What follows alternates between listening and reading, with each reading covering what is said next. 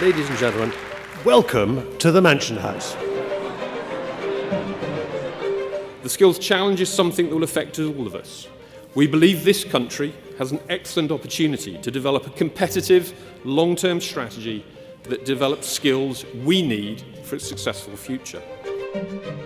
What we're talking about tonight is vital for the future of our economy and our country and for our young people. We have a star-studded expert panel for you tonight. In the old days, people could progress up a skills escalator. And in the old skills system, you could move from the bottom to the top. It's much harder today. Apprenticeships had basically died 20 years ago.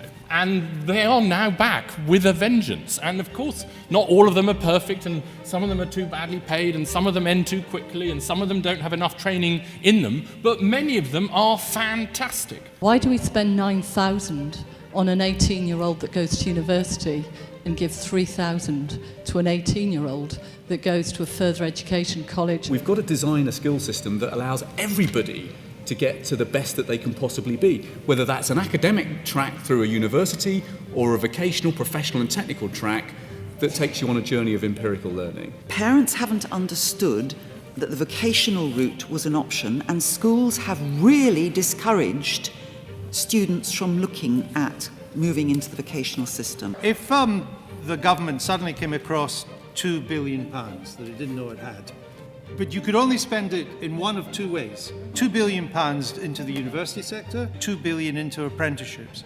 What would you do?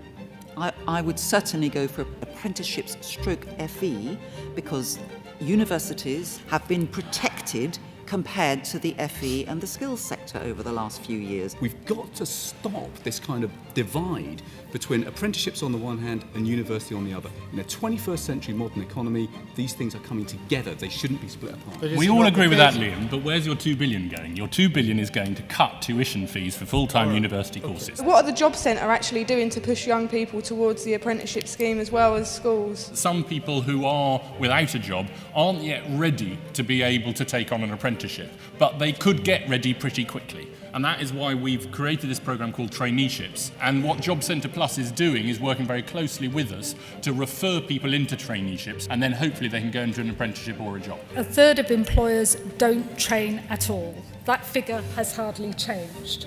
4 in 10 workers don't get any training at work. You can't just magic up ready-made skilled apprentices who've done 5 years in, no time at all. It takes planning, and it takes a long-term approach. At the beginning of the journey of this Parliament, I think a lot of employers had given up on national solutions. They'd given up that we could get our act together. The Commission on Employment to Skills has thrown a challenge to employers. It said, we actually think employers need to be the lead player in this market. Employers are absolutely critical. They've spent approaching 50 billion a year on their own training.